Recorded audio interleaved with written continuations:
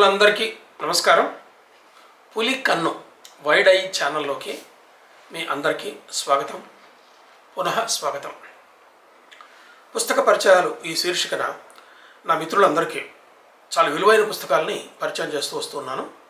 ఈ క్రమంలో ఈ రోజున ఒక అద్భుతమైన నవలను, సరికొత్త నవలను మీకు పరిచయం చేయబోతున్నాను. లోపలికి వెళ్లే ముందు మీకు చిన్న మనవి. నా ఛానల్ని ఎన్నో వేల మంది చూస్తున్నారు. ఒక్కోసారి 1,00,000 మంది చూసిన ఎపిసోడ్లు కూడా ఉన్నాయి. కానీ అందరూ సబ్స్క్రైబ్ చేయట్లేదు. కొంతమంది సబ్స్క్రైబ్ చేస్తున్నారు, సబ్స్క్రైబ్ చేయకుండా ఎక్కువ మంది చూస్తున్నారు. మిత్రులందరికీ మనం ఏంటంటే సబ్స్క్రైబ్ చేయండి, పక్కన ఉన్న బెల్ బటన్ నొక్కండి. దీనివల్ల నేను వీడియో అప్లోడ్ చేయగానే మీకు నోటిఫికేషన్ వస్తుంది, చూడొచ్చు. అంతేకాకుండా ఎంతోమంది మిత్రులు దీన్ని ఉచితంగా చూసేటటువంటి అవకాశం ఉంటుంది. రండి లోపలికి వెళ్దాం. ఈ నవల పొట్టేలు అని నవల. చూడండి, పొట్టేలు నవల. దీన్ని వివేక్ లంకమల అని ఆయన రచించాడు.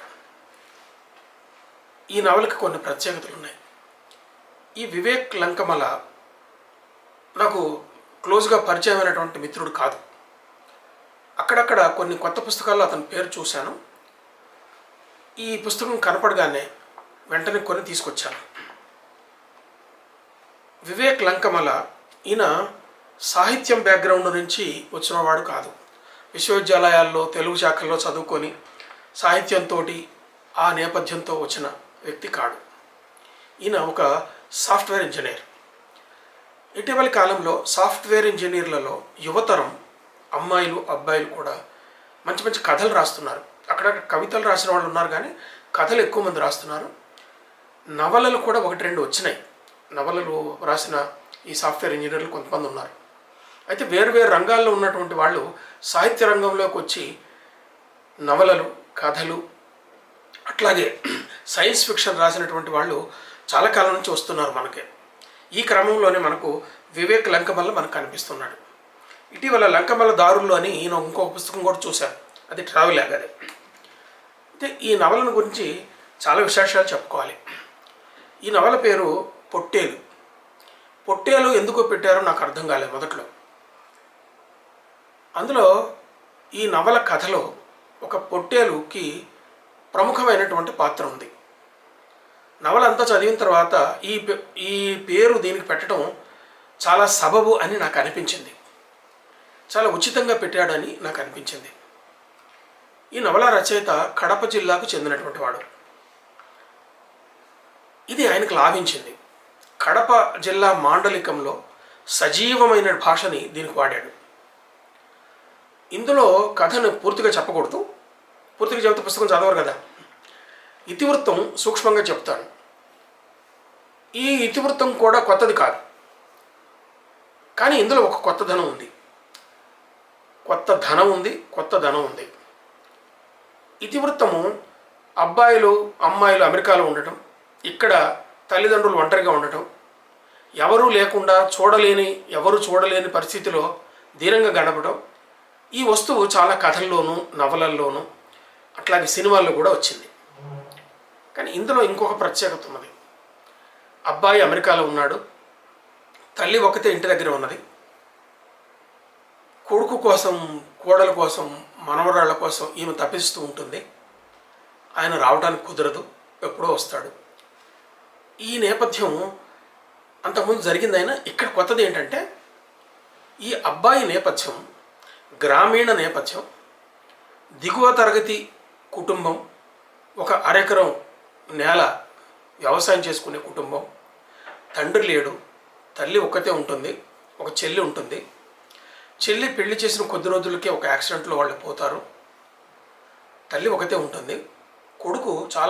కొడుకుని చాలా కష్టపడి చదివిస్తుంది ఆ తల్లి. తల్లి పేరు సత్యం, కొడుకు పేరు మల్లేష్. మల్లెంకొండ స్వామికి మొక్కున్న పేరు ఆ అబ్బాయికి పెడతారు. తాను కూలి పని చేసుకుంటూ తన పొలం పండకపోయినా రకరకాల కష్టాలు పడి కొడుకును చదివిస్తుంది. కొడుకును చదివించడం కోసం కూతురు చదువును ఆపి కూతురుకి బడికి పంపించకుండా ఆ ఖర్చు కూడా, ఆమెకు వచ్చిన కూలి కూడా కొడుకు కోసం ఖర్చు పెడుతూ ఉంటారు. కొడుకుని చదివిస్తాడు. ఆఖరికి అతను సాఫ్ట్వేర్ ఇంజనీర్ అవుతాడు. సాఫ్ట్వేర్ ఇంజనీరింగ్ అయిన తర్వాత చాలా కాలం తల్లిని బాగా పోషిస్తుంటాడు. తల్లికి ఏం కావాలన్నీ చూసుకుంటూ ఉంటాడు. ఈ నేపథ్యంలో ఆయనకు ఒక పెళ్లి కుదురుతుంది. ఈ పెళ్ళి ఆయన తాహత కంటే మించి చాలా పై తాహతు అమ్మాయిని ఈయన చేసుకోవాల్సి వస్తుంది. వద్దంటాడు. మన పద్ధతులు వాళ్ళకి తెలియవు, వాళ్ళ పద్ధతులు మనకు తెలియవు. వాళ్ళ నాన్న చాలా పెద్ద రాజకీయంగా సమాజంలో చాలా పెద్ద పలుకుబడి ఉన్నాడు. ఆ అమ్మాయి కూడా చదువుకున్నది ఇంజనీర్, సాఫ్ట్వేర్ ఇంజనీర్. అలాంటి వాళ్ళతో కుదుర్చుకుంటే మనకి ముందు ముందు ఇమడ లేకుండా ఇబ్బంది అవుతుంది అని అతను అనుకున్నా కూడా తల్లి కూడా ప్రోత్సహిస్తుంది, చేస్తారు. వాళ్ళు కొన్నాళ్ళకి అమెరికా వెళ్ళిపోతారు. ఇక్కడ సమస్యలు మొదలవుతాయి. ఈమెను ఎవరు చూసేవాళ్ళు లేరు.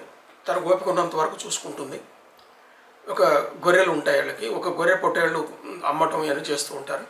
తర్వాత ఒక చిన్న గొర్రె పిల్లను కూడా తెచ్చి పెంచుతుంది. అది తల్లి పాలు లేనప్పుడు తను సీసా పాలు పట్టి దానికి ఇస్తుంటుంది. అది ఒక శునకానికి ఎట్లా విశ్వాసం ఉంటుందో అది చూపిస్తూ ఉంటుంది. తర్వాత రాక ఎప్పుడో కొడుకులు వస్తారు, కోడళ్ళు వస్తుంది, మనవరాలు వస్తుంది. ఫోన్లు చేస్తే మనవరాలకి ఇంగ్లీష్ తప్ప తెలుగు రాదు, ఈమెకు తెలుగు తప్ప ఇంగ్లీష్ రాదు. ఈ సంఘర్షణ. అట్లాగే ఇక్కడ వివాహం ద్వారా వచ్చిన సమస్య ఏంటంటే కోడలు ఈ కొడుకుని పూర్తిగా అదుపులో పెట్టుకుంటుంది. మామగారు భార్య ఈయన పూర్తిగా అదుపులో పెట్టుకుంటారు. తల్లిని చూడనీయలేని పరిస్థితిని కల్పిస్తారు. ఇది ఒక రకంగా దీన్ని విలోమ వివాహం అని చెప్పాలి. ఈ విలోమ వివాహం అని ఎందుకు అంటున్నానంటే, మామూలుగా విలోమ వివాహాలంటే కింది కులం అబ్బాయి ఉండి పై కులం అమ్మాయి ఉన్నప్పుడు వచ్చే సమస్య. అది దాన్ని విలోమ వివాహం, ప్రతిలోమ వివాహం అని కూడా అంటారు. కానీ ఇక్కడ కులం వేరని చెప్పాల. ఒకే కులం అయినా కూడా ఇక్కడ విలోమం ఎందుకైందంటే, సామాజికంగా మామగారు చాలా పై స్థాయిలో ఉన్నటువంటి వాడు, వీళ్ళు చాలా కింది స్థాయిలో ఉన్నటువంటి వాళ్ళు. ఇక్కడ సంఘర్షణ జరుగుతుంది. భార్య మామగారు చెప్పిన దాంట్లో ఒదిగిపోయి ఉండవలసి వస్తుంది. చివరికి ఏదో ఒకరోజు వస్తారు. వచ్చి కూడా ఇంట్లోకి వచ్చి ఒకరోజు ఉండి తెల్లవారి వాళ్ళ ఊరు కడప నగరానికి వెళ్ళిపోతారు. కారణం ఏంటంటే అక్కడ ఎండగా ఉంది, ఎండ తట్టుకోలేకపోతున్నారు, పిల్లలు ఉన్నారు, వీళ్ళని చెప్పి వెళ్ళిపోతారు. తర్వాత మళ్ళీ రావడం, మొక్కు తీర్చుకోవాలని చెప్పడం. ఇక్కడ ఈ సంఘర్షణ ఇలా మొదలవుతుంటుంది. ఈ కథకి క్లైమాక్స్ అన్నది మల్లెంకొండలో జరుగుతుంది. దీని క్లైమాక్స్ అని కూడా అనకూడదు, సహజంగా జరుగుతూ ఉన్నటువంటి ఒక కథ. ఆ తర్వాత కథ ఒక చోట ముగుస్తుంది. ఎక్కడ ముగుస్తుందంటే వాళ్ళు మళ్ళీ వెళ్ళిపోవడానికి సిద్ధమవుతారు. సిద్ధమైన తర్వాత మేము మళ్ళీ వస్తాము, ఇక్కడే ఉంటామని మనవరాలు అనడం. అట్లాగే తల్లి కూడా అక్కడికి రావడానికి అంగీకరించడం. ఇంతకుముందు ఇక్కడ ఉన్న ఇల్లు పొలము, ఇక్కడ ఉన్నటువంటి పశువులు ఇంటి ఎట్లా వదిలిపెట్టి వస్తానా నా ఆమె అట్లా రావడం జరుగుతుంది. అయితే ఇతివృత్తం సులభంగా ఇది. కానీ నవలను నిర్మించినటువంటి కళ చాలా గొప్పగా ఉంటుంది. అది ఎట్లాగంటే తల్లి కళ్ళు తిరిగి పడిపోయి హాస్పిటల్లో చేరడం, వైద్యం అందించడం, పక్కన ఒక తెలిసినటువంటి వాడు ఉండి వైద్యం అందించడం, అక్కడి నుంచి కొడుకుకి అమెరికాకి ఫోన్ చేసి ఇలా జరిగిందని చెప్పడం, అతను కూడా రాలేని పరిస్థితిలో ఇప్పుడు ఎట్లా వచ్చినా నేను డబ్బులు ఇస్తాను చేయించడం అని ఇక్కడ మొదలవుతుంది కదా. మొదలయ్యి ఆ తర్వాత ఆమె తన జీవితంలోకి వెళ్ళిపోవటం, తన ఆ జీవన గమనం అంతా కథ అంతా తీసుకురావటం జరుగుతుంది. ఈ క్రమంలో నిర్మాణపరంగా ఒక ప్రకృష్టమైనటువంటి నిర్మాణాన్ని తీసుకురాగలిగాడు. కథ మొత్తాన్ని కూడా 100 పేజీల్లో, దాదాపు 100-104 పేజీల్లో కథ పూర్తయింది. ఒక రకంగా చెప్పాలంటే చిన్న నవల. అయితే ఇతివృత్తాన్ని నిర్వహించిన తీరు వల్ల పేజీలు అనవసరంగా ప్యాడింగ్ లేకుండా చేయగలిగాడు రచయిత. ఇది ఒక విశేషం. అంతేకాకుండా కథని ఆర్గనైజ్ చేసినటువంటి పద్ధతి కూడా చాలా బాగుంది. అంటే ఏ సంఘటన ఎక్కడ చెప్పాలి, ఎలా చెప్పాలి, అమెరికాలో ఉన్న కొడుకుతో జరిగేటువంటి సంవాదాలు ఎలా ఉండాలి, అతను ఎందుకు మాట్లాడలేకపోతున్నాడు, ఈ కథ నిర్వహణకు చాలా చాలా ఒక ప్రకృష్టమైనటువంటి నిర్వహణ కళ ఇందులో మనకు కనిపిస్తుంటుంది. అంతేకాకుండా పాత్రలను మలచిన తీరు, అంటే అతని భార్య పాత్ర ఎలా ఉంది, ఎలా మాట్లాడుతుంది ఆమె, అట్లాగే మామగారు ఎలా స్పందిస్తాడు, మామ ఎలా మాట్లాడతాడు, అంటే పై స్థాయిలో ఉన్నవాళ్ళు కింది స్థాయిలో వాళ్ళతోటి వ్యవహరించేటప్పుడు అది ఎలా ఉంటుంది, దీన్ని నిర్వహించినటువంటి పద్ధతి, తల్లి పాత్రను దిద్ది తీర్చినటువంటి పద్ధతి, అట్లాగే కొడుకు పాత్ర, మనవరాలి పాత్ర, ఈ 4 పాత్రల చుట్టూతే కథ అంతా తిరుగుతుంది మనకి. ఈ పాత్రలను నిర్వహించినటువంటి పద్ధతి, ఆయా పాత్రలు సజీవంగా మాట్లాడుతూ ఉన్నటువంటి ఆ సంభాషణలు కల్పన చేయడం, ఇదంతా రచయిత చాలా ప్రతిభావంతంగా చేశాడు. ఈ కారణంగా ఇది చాలా మంచి నవలగా నిలబడగలిగింది. అయితే ఇతివృత్తం అమెరికా కొడుకులు, తల్లిదండ్రులు ఊళ్ళో ఉండటం, డబ్బులైతే వస్తాయి, కానీ జ్వరం వస్తే టాబ్లెట్ వేసుకోమని చెప్పేవాళ్ళు లేరు. ఇలాంటి సంఘటనలు చిత్రించినవి ఉన్నాయి. అయితే ఇక్కడ అదొక్కటే మాత్రమే కాదు, డబ్బులు రావు, ఆమెకి ఏమీ అందవు. ఈ నేపథ్యం ఒకటి, దానివల్ల కథ ఎలా మలుపులు తిరుగుతుందో అన్నది ఇక్కడ మనం చూస్తాం. ఈ కథలో మొక్కు తెరుచుకోవటం అనేటటువంటి ఒక సెంటిమెంట్, అంటే మల్లెంకొండలో పుట్టినప్పుడు ఆయనకి మొక్కుకుంటే పుట్టిన పిల్లలు కాబట్టి కొడుక్కి మల్లేష్ అని పేరు పెట్టింది, కూతురికి మల్లేశ్వరి అని పేరు పెట్టింది. మొక్కులు చెల్లించుకోవాల్సినటువంటి అవసరం ఉంటుంది, మొక్కు చెల్లించుకోలేకపోవడానికి కారణం ఆర్థికమైనటువంటి కారణాలు, ఇంకా వేరు కారణాలు ఇందులో రచయిత చెప్తాడు. మొక్కు చెల్లించుకునే పరిస్థితి వచ్చినప్పుడు ఏం జరుగుతుంది, ఒక క్లైమాక్స్లో ఏం జరుగుతుంది, ఈ సెంటిమెంట్ వెనక నుంచి కథ జరగటం ఒకటి. తర్వాత పొట్టేల మీద ఉన్నటువంటి ప్రేమ, పొట్టేలుకి ఈ తల్లి మీద ఉన్నటువంటి ప్రేమ, ఆ మనవరాళ్ళని పొట్టేలు కాపాడినటువంటి పద్ధతి, దీనివల్ల పొట్టేలు పాత్రకు ఉన్నటువంటి నేపథ్యం, అలాగే వాళ్ళకి భగవంతుడి పట్ల ఉన్నటువంటి విశ్వాసంతో ఉన్నటువంటి నేపథ్యం, ఈ రెండు కారణాలు కథ నిర్వహణలో ప్రముఖమైనటువంటి పాత్ర పోషిస్తాయి. ఒక క్యాటలిటిక్ ఏజెంట్గా మనకి కనిపిస్తుంటుంది. దీనివల్ల దీని నేపథ్యంతో రచయిత ఒక సజీవమైనటువంటి వాతావరణాన్ని సృష్టించగలిగాడు. నవల చదువుతూ ఉంటే కథ మన కళ్ళ ముందు అలా కదిలిపోతున్నట్టుగా కనిపిస్తూ ఉంటుంది. ఇది ఒక రచయిత సక్సెస్ అయ్యాడని చెప్పడానికి ఇది ఒక ఉదాహరణ. అక్షరాలలో నుంచి ఆ దృశ్యాన్ని చూడగలగటం, అంటే మల్లెంకొండ ఎలా ఉంటుంది, కొండ మీదకి ఎట్లా ఎక్కుతారు, బలి ఎట్లా ఇస్తారు, బలిచ్చే సంప్రదాయం ఎలా ఉంటుంది, అట్లాగే తల్లి పొలంలో పనిచేసే వాతావరణం ఎలా ఉంటుంది, కొడుకు పెంచిన వాతావరణం ఎలా ఉంటుంది, ఈ అక్షరాలలో వాక్యాల్లో వర్ణిస్తూ ఉంటే, ఆ వాక్యాలు మనం చదువుతూ ఉంటే ఆ దృశ్యం అంతా మన కళ్ళకి మనసులో కనిపిస్తూ ఉంటుంది, మన పలకం మీద ఆ దృశ్యం కనిపిస్తూ ఉంటుంది. ఇలా రచయిత చేయగలిగినప్పుడు ఆ రచయిత సక్సెస్ అయినట్లు లెక్క. అయితే కడప మాండలికం చాలా స్పష్టంగా సజీవంగా మాండలికాన్ని తీసుకురాగలిగాడు. అయితే 100 పేజీల్లో నవల ఆయన కావాలని అట్లా ముగించినట్టుగా మనకు కనిపిస్తూ ఉంటుంది. నాకు అనిపించింది ఏంటంటే ఇతివృత్తాన్ని కొంత పెంచడానికి అవకాశం ఉందని అనిపించింది.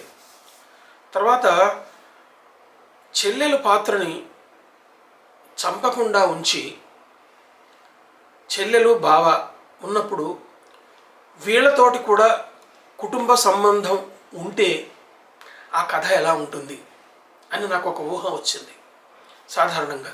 అయితే యాక్సిడెంట్లో చచ్చిపోవటం అన్నది చాలా కథల్లో పాత్రలను అవసరం లేదు బయటకు పంపించేద్దాం అనుకున్నప్పుడు రచయితలు కథా నిర్వహణలో ఒక పాత్ర యాక్సిడెంట్ ద్వారా కానీ ఇంకొక రకంగానే చనిపోవటం మనం చూస్తాం. కానీ ఇది అలా చేసినట్టు కనపడదు. బహుశా నేను అనుకోవటం రచయితకు ఈ సంఘటనలన్నీ కూడా జరిగినవి కావచ్చు అని నాకు అనిపిస్తుంది. అంటే అంతా కాకపోవచ్చు, కొన్ని జరిగిన సంఘటనలు నేపథ్యంగా తీసుకొని ఈ కథను నిర్వహించాడేమని చెప్పి నాకు అనిపిస్తుంది. నా మిత్రులందరికీ ఒక సూచన ఏంటంటే, ఇటీవలి కాలంలో వచ్చిన మంచి నవల్లో ఇది ఒక మంచి నవల. తప్పక చదవండి, చదవండి. చివరిగా చెప్పేది ఏంటంటే, ఝాన్సీ పబ్లికేషన్స్ అనే పబ్లికేషను వీళ్ళు దీన్ని పబ్లిష్ చేశారు. ఇది కొత్తగా వస్తున్నటువంటి పబ్లికేషన్ ఇది. ఈ ఝాన్సీ పబ్లికేషన్ ఇప్పటికీ ఒక 6 పుస్తకాలు వాళ్ళు అచ్చువేశారు. మంచి అభిరుచితోటి మంచి పుస్తకాలు ఇస్తున్నట్టుగా మనకు కనిపిస్తుంది. ఇది వచ్చి 2-3 సంవత్సరాలు అయినా కూడా మంచి పుస్తకాలు తీసుకురావడానికి ప్రయత్నం చేస్తున్నారు. ఇంకా ఇలాగే మంచి పుస్తకాలు తీసుకొస్తారని చెప్పి ఆశిద్దాము. ఇంకొక నవల కానీ ఇంకొక కవిత్వం పుస్తకాన్ని త్వరలో మీకు పరిచయం చేస్తాను, మీ దృష్టికి తీసుకొస్తాను. మిత్రులారా, ఈ వీడియో మీకు నచ్చితే లైక్ చేయండి, మీ బంధుమిత్రులకు షేర్ చేయండి. షేర్ చేసి బెల్ ఐకాన్ నొక్కండి. దీని ద్వారా ఎక్కువ మంది మిత్రులు ఉచితంగా చూసేటువంటి అవకాశం ఉంటుంది. నమస్తే.